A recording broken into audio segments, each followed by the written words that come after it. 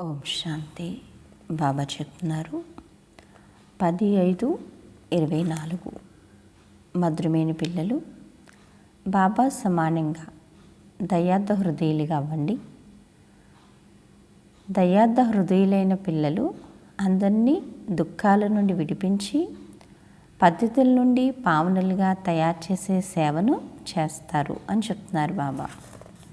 ప్రశ్న: తండ్రి తప్ప ఇంకెవరూ పూర్తి చేయలేని మొత్తం ప్రపంచమంతటి కోరిక ఏమిటి? జవాబు: మొత్తం ప్రపంచమంతా శాంతి మరియు సుఖము లభించాలని కోరుకుంటుంది. పిల్లలందరి పిలుపును విని తండ్రి వస్తారు. తండ్రి అనంతమైనవారు కావున వారికి తమ పిల్లలు ఏ విధముగా దుఃఖాల నుండి సుఖవంతులుగా అవ్వాలి అన్న చింత ఉంటుంది. పిల్లలు, ఈ పాత ప్రపంచం కూడా నాదే, అందరూ నా పిల్లలే, అందరినీ దుఃఖాల నుండి విడిపించేందుకే నేను వచ్చాను. నేను మొత్తం ప్రపంచమంతటికీ అధిపతిని. దీనిని నేనే పతితం నుండి పావనంగా తయారు చేయాలి అని బాబా అంటారు. ఓం శాంతి.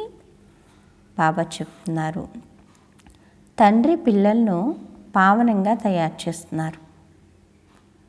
కావున తప్పకుండా తండ్రిపై ప్రేమ ఉండాలి కదా.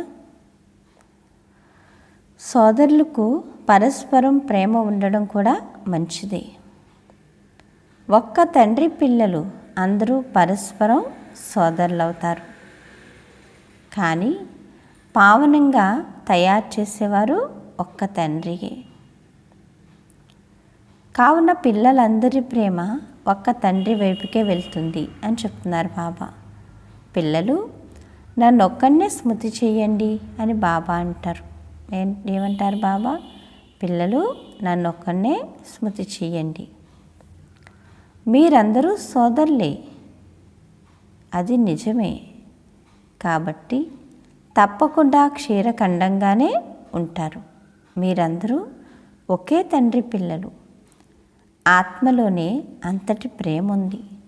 మీరు దేవతా పదవిని పొందుతున్నారు కాబట్టి పరస్పరం ఎంతో ప్రేమ ఉండాలి. మనం సోదరులుగా అవుతాము. తండ్రి నుండి వారసత్వాన్ని తీసుకుంటాము. తండ్రి వచ్చి నేర్పిస్తారు. అర్థం చేసుకునేవారు ఎవరైతే ఉంటారో వారు ఇది స్కూలు లేక పెద్ద యూనివర్సిటీ అని అర్థం చేసుకుంటారు. తండ్రి అందరికీ దృష్టినిస్తారు లేక స్మృతి చేస్తారు. అనంతమైన తండ్రిని మొత్తం ప్రపంచమంతట్లోని మనుష్య మాత్రలు ఆత్మలు స్మృతి చేస్తాయి కదా. ఈ అనంతమైన తండ్రిని మొత్తం ప్రపంచంలో ఉండే మనుష్య మాత్రల ఆత్మలందరూ కూడా ఏం చేస్తారు? స్మృతి చేస్తారు. కొత్తదైనా లేక పాతదైనా అంతా ఆ తండ్రి ప్రపంచమే. కొత్త ప్రపంచం తండ్రిదైనప్పుడు మరి పాత ప్రపంచం తండ్రిది కాదా? తండ్రియే అందరినీ పావనంగా తయారు చేస్తారు. పాత ప్రపంచం కూడా నాది. నేనే మొత్తం ప్రపంచమంతటికీ అధిపతిని. నేను కొత్త ప్రపంచంలో రాజ్యం చేయలేకపోయినా అది నాదే కదా. బాబా అన్నారు, పాత ప్రపంచంలోకి వచ్చి మిమ్మల్ని మంచిగా తయారు చేస్తాను, కొత్త ప్రపంచంలోకి పంపిస్తాను. కానీ కొత్త ప్రపంచంలోకి రాకపోయినా అది కూడా నాదే అంటున్నారు బాబా. నా పిల్లలు నా ఈ పెద్ద ఇంట్లో కూడా ఎంతో సుఖంగా ఉంటారు కదా. బాబా కోరిక ఏంటి? పిల్లలు సంతోషంగా సుఖంగా ఉండాలి అని. అందుకనే ఈ నరకాన్ని ఏం చేస్తున్నారు? స్వర్గంగా తయారు చేస్తున్నారు. సుఖంగా ఉంటారు. ఆ తర్వాత మళ్ళీ దుఃఖాన్ని కూడా పొందుతారు. ఇది ఒక ఆట. ఈ అనంతమైన ప్రపంచమంతా మన ఇల్లు. ఇదొక పెద్ద రంగస్థలం కదా. బాబా చెప్తారు, ఈ ఇల్లు అంతటిలో తన పిల్లలు ఉన్నారని బాబాకు తెలుసు. బాబా మొత్తం ప్రపంచం అంతటినీ చూస్తారు కదా, ఒకళ్ళనే కాదు, ప్రపంచం మొత్తం చూస్తాను. అందరూ చైతన్యంగా ఉన్నారు. పిల్లలందరూ ఈ సమయంలో దుఃఖితులుగా ఉన్నారు. కావుననే తండ్రి మమ్మల్ని మీరు ఈ చీచీ దుఃఖిత ప్రపంచం నుండి శాంతమయమైన ప్రపంచంలోకి తీసుకువెళ్ళండి, హే శాంతిదేవా అని పిలుస్తారు. అలా తండ్రినే పిలుస్తారు. దేవతలను అలా పిలవజాలరు. అందరికీ వారొక్కరే తండ్రి. వారికి మొత్తం సృష్టి అంతటి చింత ఉంటుంది కదా. అందరికీ తండ్రి ఒక్కరే, కానీ ఆ తండ్రికి ప్రపంచం అంతటి యొక్క చింత ఉంటుంది కదా. పిల్లల్ని ఎలా పరివర్తన చేయాలి, ప్రపంచాన్ని ఎలా మార్చాలి అని. ఇది అనంతమైన ఇల్లు. ఈ అనంతమైన ఇంట్లో ఈ సమయంలో అందరూ దుఃఖితులుగా ఉన్నారు. కావునే శాంతిదేవా సుఖదేవా అని అంటారని పిల్లలకు తెలుసు. బాబా అంటారు, రెండిటిని కోరుకుంటారు కదా. ఇప్పుడు అనంతమైన తండ్రి నుండి సుఖ వారసత్వాన్ని తీసుకుంటున్నామని మీకు తెలుసు. తండ్రి వచ్చి మనకు సుఖాన్ని ఇస్తారు, అలాగే శాంతిని ఇస్తారు. ఈ విధంగా సుఖ శాంతులను ఇచ్చేవారు ఇంకెవ్వరూ లేరు. తండ్రికి దయ కలుగుతుంది. వారు అనంతమైన తండ్రి. తండ్రి పిల్లలైన మనం పవిత్రంగా ఉన్నప్పుడు చాలా సుఖవంతులుగా ఉండేవారమని మీరు భావిస్తారు కదా. బాబా చెప్తున్నారు, ఇప్పుడు అపవిత్రులుగా అవ్వడం వల్ల దుఃఖితులుగా అయిపోతారు. కామచితిపై కూర్చుని నల్లగా పతితులుగా అయిపోతారు. ముఖ్యమైన విషయం ఏమిటంటే తండ్రిని మర్చిపోతారు. అన్నిటికన్నా ముఖ్యం ఏంటి? తండ్రిని మర్చిపోతున్నారు అన్నీ వినేసి. ఏ తండ్రి అయితే ఎంతటి ఉన్నత పదవిని ఇచ్చారో వారినే మర్చిపోతారు. నీవే తల్లివి తండ్రివి అని గానం చేస్తారు కదా. అప్పుడు అపారమైన సుఖాలు ఉండేవి. వాటిని మీరు ఇప్పుడు మళ్ళీ తీసుకుంటున్నారు. ఎందుకంటే ఇప్పుడు అపారమైన దుఃఖాలు ఉన్నాయి. ఇది తమో ప్రధానమైన ప్రపంచం. విశ్వసాగరంలో మునకలు వేస్తూ ఉంటారు. కానీ బాబా అంటారు, ఏమి అర్థం చేసుకోరు. ఇప్పుడు మీకు అర్థమైంది, ఇదంతా రౌరవ్ నరకమని మీరు అర్థం చేసుకున్నారు. బాబా అంటారు కదా, ఇప్పుడు అర్థం చేసుకున్నారు కదా. ఇప్పుడు మీరు నరకవాసీలా లేక స్వర్గవాసీలా అని తండ్రి పిల్లల్ని అడుగుతారు. ఏమంటారు చెప్పండి? ఎవరైనా మరణించినప్పుడు వెంటనే ఏమంటారు? స్వర్గస్థుడయ్యాడు అని అంటారు. అనగా అన్ని దుఃఖాల నుండి దూరం అయ్యారు అని అంటారు.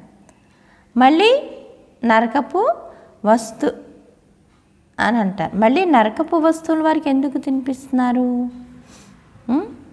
ఇది కూడా అర్థం చేసుకోరు. తండ్రి వచ్చి స్వర్గస్థాపన చేస్తారు. పిల్లలైన మీకు రాజయోగాన్ని కూడా నేర్పిస్తారు కదా. బాబా వచ్చి రాజయోగాన్ని కూడా నేర్పిస్తారు. మధురమైన పిల్లలు, నేను మీకు ఈ జ్ఞానాన్ని వినిపిస్తాను. నాలో ఈ జ్ఞానం ఉంది. జ్ఞాన సాగర్ని కూడా నేనే అని తండ్రి చెప్తారు. వీరు శాస్త్రాల అథారిటీ అని అంటారు. కానీ వారు కూడా ఆత్మయే కదా, అది కూడా అర్థం చేసుకోరు. తండ్రిని గూర్చే వారికి తెలియనప్పుడు ఏ తండ్రి అయితే విశ్వాధిపతులుగా తయారు చేస్తారో వారు రాయి రప్పలన్నిట్లోనూ ఉన్నారు అని అనేస్తారు. బాబా అంటారు, వ్యాస భగవానుడు ఏ ఏ విషయాలు వ్రాసారో చూడండి. మనుషులకైతే ఏమీ తెలియదు. పూర్తిగా అనాథులుగా అయ్యి పరస్పరం పోట్లాడుకుంటూ ఉంటారు. రచయిత అయిన తండ్రి మరియు రచన ఆది మధ్యాంతరాలను గూర్చి ఎవ్వరికీ తెలియదు. తండ్రి తమ పరిచయాన్ని రచన ఆది మధ్యంతరాల రహస్యమును అర్థం చేయిస్తారు. ఈ విషయాలను ఇంకెవ్వరూ తెలియచేయలేరు. బాబా అంటారు, ఎవరినైతే ఈశ్వరుడు భగవాన్ రచయిత అని అంటారో వారిని గూర్చి మీకు తెలుసా కదా. ఎవరినైతే రచయిత, భగవంతుడా, తండ్రి ఇలా పిలుస్తారో వాళ్ళ గురించి మీకు తెలుసా అని అడగండి. బాబా అంటారు, తెలుసా అని మీరు ఎవరినైనా అడగండి. రాయి రప్పల్లో ఈశ్వరుడున్నాడు అని అనడమే ఆయనను తెలుసుకోవడమా? మొదట స్వయాన్ని అయితే అర్థం చేసుకోండి. అర్థం చేసుకోండి. బాబా అంటారు, మనుషులు తమో ప్రధానులుగా ఉన్నారు కాబట్టి జంతువులు మొదలైనవన్నీ కూడా తమో ప్రధానంగా ఉన్నాయి. మనుషులు సతో ప్రధానులుగా ఉంటే అన్నీ సుఖవంతులుగా అయిపోతాయి. మనుషులను బట్టి వారి ఫర్నిచర్ కూడా ఉంటుంది. షావుకారులకు ఫర్నిచర్ కూడా బాగుంటుంది. మీరైతే పూర్తిగా సుఖవంతులుగా, విశ్వాధిపతులుగా అవుతారు. కావున మీ వద్ద ప్రతి వస్తువు సుఖవంతంగా ఉంటుంది. అక్కడ దుఃఖాన్నిచ్చే వస్తువేది ఉండదు. బాబా అంటారు, ఈ నరకం అశుద్ధమైన ప్రపంచము అని చెప్తున్నారు బాబా. తండ్రి వచ్చి భగవంతుడు ఒక్కరేనని, తానే పతిత పావనుడని, వారు స్వర్గస్థాపన చేస్తారని అర్థం చేయిస్తారు. దేవతల మహిమను కూడా సర్వగుణ సంపన్నులు అని గానం చేస్తారు. మందిరాల్లోకి వెళ్ళి దేవతల మహిమను స్వయం నిందను చేస్తారు. ఎందుకంటే అందరూ భ్రష్టాచారులుగా ఉన్నారు. బాబా చెప్తారు, శ్రేష్టాచారులైన స్వర్గవాసీలు ఈ లక్ష్మీనారాయణలే. వారిని అందరూ పూజిస్తారు అంటున్నారు బాబా. సన్యాసులు కూడా పూజిస్తారు. సత్యయుగంలో అలా జరగదు. మీది అనంతమైన సన్యాసం. అనంతమైన తండ్రి వచ్చి అనంతమైన సన్యాసమును చేయిస్తారు. అది హఠయోగం, హద్దులోని సన్యాసం కదా. బాబా అంటున్నారు, అదేంటి? హఠయోగం. ఆ ధర్మమే వేరు. మీరు మీ ధర్మాన్ని మర్చిపోయి ఎన్ని ధర్మాల్లోకి దూరిపోయారు. మీ ధర్మాన్ని మర్చిపోయి ఎన్ని ధర్మాల్లోకి దూరిపోయారని బాబా చెప్తున్నారు. మన భారతదేశానికి పేరు కూడా హిందూస్థాన్ అన్న పేరు పెట్టేశారు. మళ్ళీ హిందువు ధర్మం అని అనేశారు, హిందూ ధర్మం అని అనేశారు. నిజానికి హిందూ ధర్మాన్ని ఎవరూ స్థాపించలేదు. ముఖ్యమైనవేంటి? 4: దేవీ దేవత, ఇస్లాం, బౌద్ధ మరియు క్రైస్తవ ధర్మాలు. దేవీ దేవతా ధర్మం, ఇస్లాం ధర్మం, బౌద్ధ ధర్మం, క్రైస్తవ ధర్మం కదా. ఈ ప్రపంచమంతా ఒక ద్వీపం. ఇందులో రావణ రాజ్యం ఉందని మీకు తెలుసు. బాబా అంటారు, రావణ్ణి చూసారా? అతన్ని పదే తగలబెడతారు. అతడు అందరికన్నా పాత శత్రువు కదా. రావణుడు ఎవరు? అందరికన్నా పాత శత్రువు. అతన్ని వారు ఎందుకు తగలబెడుతున్నారో కూడా అర్థం చేసుకోరు. అసలు అతడు ఎవరు అన్నది అర్థం చేసుకోవాలి కదా. అతన్ని ఎప్పటి నుంచి తగలబెడుతూ వచ్చారు? పరంపరంగా తగలబెడుతూ వచ్చామని భావిస్తారు. అరే, దానికి కూడా ఏదైనా లెక్క ఉండాలి కదా. మిమ్మల్ని గూర్చి ఎవరికీ తెలియదు. మీరు బ్రహ్మ పిల్లలు. మీరు ఎవరి పిల్లలు అని మిమ్మల్ని అడుగుతారు. అరే, మేము బ్రహ్మ కుమారులమైనప్పుడు మరి మేము వారి పిల్లలమే కదా. బ్రహ్మ ఎవరి సంతానము? శివ్ బాబా సంతానం. మేము వారి మనవలము. ఆత్మలందరూ వారి వలె మళ్ళీ శరీరంలోకి వెళ్తాయి అని చెప్తున్నారు బాబా కదా. ఆత్మలన్నీ ఏం చేస్తాయి, శరీరాలు వదిలిపెట్టేస్తాయి, మళ్ళీ తిరిగి ఇంకొక శరీరాల్ని తీసుకుని ఏం చేస్తాయి, పాత్రని అభినయిస్తాయి. అవునా. బాబా అంటారు, బ్రాహ్మణులుగా అవుతారు. ప్రజాపిత బ్రహ్మ ఉన్నారు కదా, ఇంతమంది ప్రజల్ని ఎలా రచిస్తారు అన్నది మీకు తెలుసు. ఇది దత్తత తీసుకోవడం. బాబా అంటారు, శివ్ బాబా బ్రహ్మ ద్వారా దత్తత తీసుకుంటారు. మేళా కూడా జరుగుతుంది, చివరి కదా జరుగుతుంది. నిజానికి ఎప్పుడైతే బ్రహ్మపుత్ర నది సాగరంలోకి వెళ్ళి కలుస్తుందో అక్కడ మేళా జరగాలి. ఈ సంగమంలో మేళా జరగవలసిందే. బాబా అంటున్నారు ఉంటుంది. బాబా చెప్తారు కదా, ఈ మేళా ఇక్కడ ఉంది, ఇది బ్రహ్మ బాబా అంటారు, ఇక్కడ బ్రహ్మ కూర్చున్నారు, బాబా ఉన్నారు, మరియు పెద్దమ్మ కూడా ఉన్నారని మీకు తెలుసు. బాబా అంటారు, కానీ ఇతడు మనుషుడు కాబట్టి మాతలను సంభాళించేందుకు మమ్మను నిమిత్తం చేయడం జరుగుతుంది కదా. బాబా అంటారు, మమ్మను నిమిత్తం చేయడం జరుగుతుంది అంటున్నారు బాబా. నేను మీకు సద్గతిని ఇస్తాను అని బాబా అంటారు. ఈ శరీరం డబల్ అహింసకులని బాబా, ఈ దేవతలు డబల్ అహింసకులని తెలుసు. ఎందుకంటే అక్కడ రావణుడు ఉండడు కదా, అక్కడ ఎవరు ఉండరు, రావణుడు అనేవాడే ఉండడని చెప్తున్నారు బాబా. ఉంటాడా?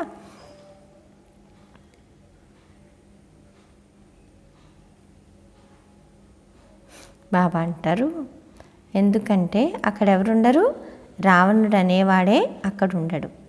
భక్తి ద్వారా రాత్రి మరియు జ్ఞానం ద్వారా పగలు వస్తాయి. భక్తి ద్వారా రాత్రి, జ్ఞానం ద్వారా పగలు వస్తాయి అని చెప్తున్నారనమాట బాబా. బాబా అంటారు, జ్ఞానసాగరుడు ఒక్క తండ్రియే, మళ్ళీ వారిని సర్వవ్యాపి అని అనేస్తారు. తండ్రి వచ్చి అర్థం చేయిస్తారు. ఇది పిల్లలకి అర్థం చేయిస్తారు. శివ్ భగవాన్ వాచ అని ఉంది కదా, శివ జయంతిని జరుపుకుంటున్నారంటే తప్పకుండా వారు ఎందరిలోకో వస్తారు కదా. బాబా అంటారు, నేను ప్రకృతి ఆధారమును తీసుకోవలసి వస్తుంది. నేను చిన్న పిల్లవాడిని. బాబా అంటారు, నేను చిన్న పిల్లవాడిని ఆధారం చేసుకోను. కృష్ణుడైతే చిన్న పిల్లవాడు కదా, నేనైతే అతడి అనేక జన్మల అంతిమంలోని వానప్రస్థ అవస్థలో ప్రవేశిస్తాను. వానప్రస్థం తర్వాతనే మనుషులు భగవంతుణ్ణి స్మరిస్తారు, కానీ భగవంతుని గూర్చి ఎవరికీ యథార్థంగా తెలియదు.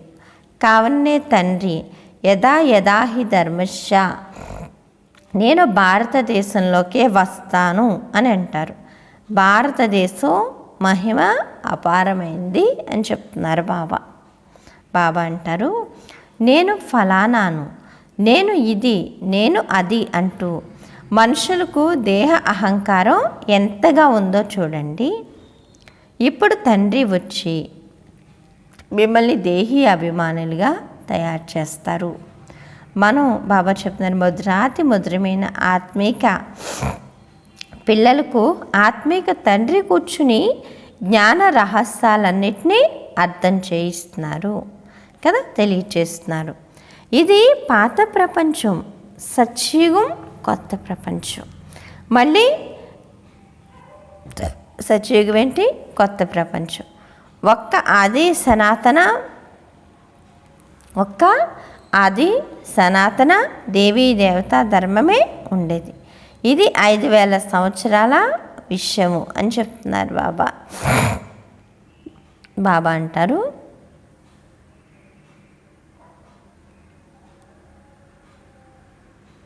నిజానికి ఇది 5000 సంవత్సరాల యొక్క కల్పం.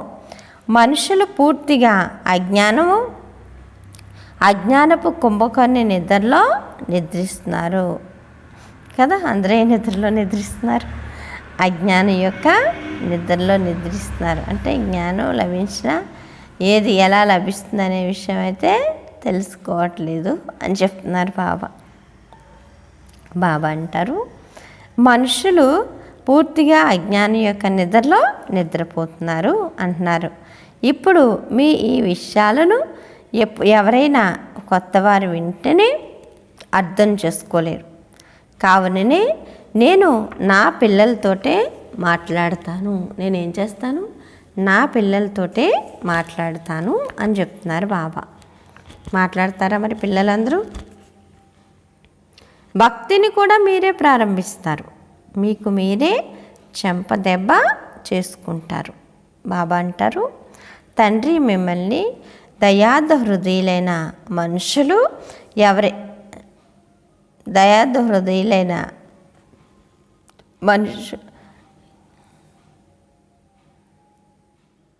కదా. బాబా అంటారు, తండ్రి మిమ్మల్ని పూజ్యులుగా తయారు చేశారు కదా. బాబా అంటారు, ఏం చెప్తున్నారు బాబా ఈరోజు పిల్లలకి? మళ్ళీ మీరు పూజారులుగా అయిపోతారు. ఇది కూడా ఒక ఆటయే. బాబా అంటారు, సున్నిత హృదయులైన మనుషులు ఏదైనా నాటకాన్ని చూసి కూడా ఏడ్చేస్తారు కదా. సున్నితంగా మనసు ఉందనుకోండి, సినిమా చూసి ఏం చేస్తారు? ఏడ్చేసి వస్తారు. ఎవరైతే ఏడుస్తారో వారు పోగొట్టుకున్నట్లే అని బాబా అంటారు. ద్వాపర కలియుగాల్లో ఏడుస్తారు కదా. ద్వాపర కలియుగాల్లో ఏం చేస్తారు? ఏడుస్తారు. సత్యయుగం నుండి ఎప్పుడో ఏడవరు. బాబా అంటారు, చివరి సమయంలో ఎవరికి ఏడ్చేందుకు కూడా తీరిక ఉండదని చెప్తున్నారు బాబా. బాబా చూడండి ఎలా చెప్తున్నారు కదా. బాబా ఏం చెప్తున్నారు? సత్యయుగంలో ఏడుపనే విషయమే ఉండదంట. అలాగే ఇక్కడ కూడా ఏడవకూడదని బాబా అంటున్నారు. ద్వాపర కలియుగాల్లోనే ఏడుస్తారు. సత్యయుగం వారు ఎప్పుడు ఏడవరు అంటున్నారు బాబా. చివరి సమయంలో అయితే ఎవరికి ఏడ్చేందుకు కూడా తీరుకుండదు. అకస్మాత్తుగా మరణిస్తూ ఉంటారు. హే రామా అని కూడా అనలేరు. వినాశనం ఎలా జరుగుతుందంటే అందులో కొద్దిగా కూడా దుఃఖం ఉండదట. ఎందుకంటే హాస్పిటల్స్ మొదలైనవేవి ఉండవు. కావున వినాశన సామాగ్రిని కూడా ఎటువంటి వాటిని తయారు చేస్తారు? కావున కోతుల వలె మీ సేవను నేను రావణునిపై విజయాన్ని పొందేందుకు తీసుకుంటానని బాబా అంటారు. రావణునిపై విజయాన్ని ఎలా పొందాలో బాబా ఇప్పుడు మీకు అర్థం చేయిస్తున్నారు కదా. బాబా చెప్తున్నారు కదా, రావణునిపైన విజయాన్ని ఎలా పొందాలి అని. బాబా ఇప్పుడు యుక్తిని తెలియచేస్తారు. సీతలందరినీ రావణుని సంఖ్యల నుండి విడిపించాలి. ఇవన్నీ అర్థం చేసుకోవలసిన విషయాలు. భగవాన్ వాచ చెడు వినకండి కదా. భగవాన్ వాచ ఏంటి చెప్పండి? చెడు వినకండి అని తండ్రి పిల్లలకే చెప్తారు. ఏ విషయంలోనైతే మీకు ఎటువంటి లాభం లేదో వాటి నుండి మీరు మీ చెవులను మూసేసుకోండి. ఇప్పుడు మీరు శ్రీమతం ద్వారా కదా మీకు శ్రీమతం లభిస్తుంది. బాబా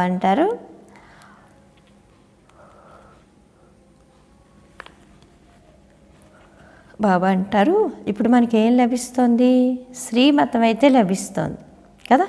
ఆ శ్రీమతం ప్రకారంగా నడిచినట్లయితే మనం ఏమవుతాం? శ్రేష్టంగా అవుతామా లేదా? బాబా అంటారు, స్వయాన్ని ఆత్మగా భావించండి మరియు తండ్రిని స్మృతి చేయండి. అచ్చా, మధురాతి మధురమైన ఆత్మీక పిల్లలకు మాతాపితా బాప్దాదాల ప్రియ స్మృతులు మరియు గుడ్ మార్నింగ్. ఆత్మీక పిల్లలకు ఆత్మీక తండ్రి నమస్తే.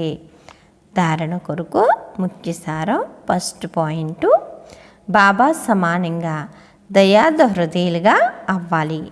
అందరినీ దుఃఖాల నుండి కలియుగం అందరినీ దుఃఖాల నుండి విడిపించి పతితుల నుండి పావనులుగా తయారు చేసే సేవను చెయ్యాలి అని చెప్తున్నారు బాబా కదా. సేవ చేయాలా అక్కర్లేదా? పావనంగా అయ్యేందుకు ఒక్క తండ్రిపై చాలా చాలా ప్రేమను ఉంచాలి. సెకండ్ పాయింట్, ఎవరైతే ఏడుస్తారో వారు మళ్ళీ పోగొట్టుకుంటారు అని బాబా అన్నారు. కావున ఎటువంటి పరిస్థితిలోనైనా మీరు ఏడవకూడదు అని చెప్తున్నారు బాబా. వరదానము, ఎటువంటి పరిస్థితిలోనైనా సరే ఏం చేయకూడదు, ఏడవకూడదు అని చెప్తున్నారు. వరదానము, స్వరాజ్యము ద్వారా తమ సహచరులు సహయోగిలుగా తయారు చేసే మాస్టర్ దాతా భవ. రాజు అనగా దాత. చెప్పడం లేక యాచించడం అన్నది పాత దాత చెయ్యొద్దు. ప్రకృతి స్వయమే రాజుకు తమ స్నేహ కానుకలను ఆఫర్ చేస్తారు. బాబా చెప్తారు, మీరందరూ కూడా స్వయంపై రాజ్యం చేసి రాజులుగా అయినట్లయితే ప్రతి ఒక్కరూ మీ ముందు సహయోగం అనే కానుకను ఇస్తూ ఉంటారు అని చెప్తున్నారు బాబా కదా. బాబా చెప్తారు,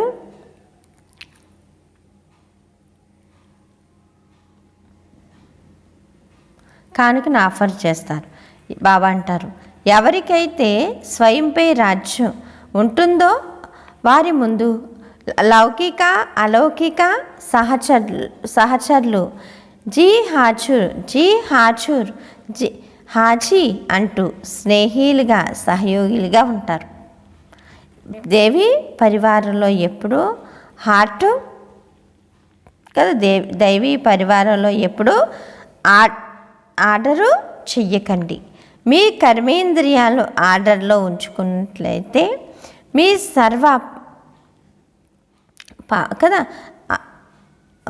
ఆర్డర్లో ఉంచుకున్నట్లయితే ఎలా ఉంటారు బాబా చెప్తున్నారు.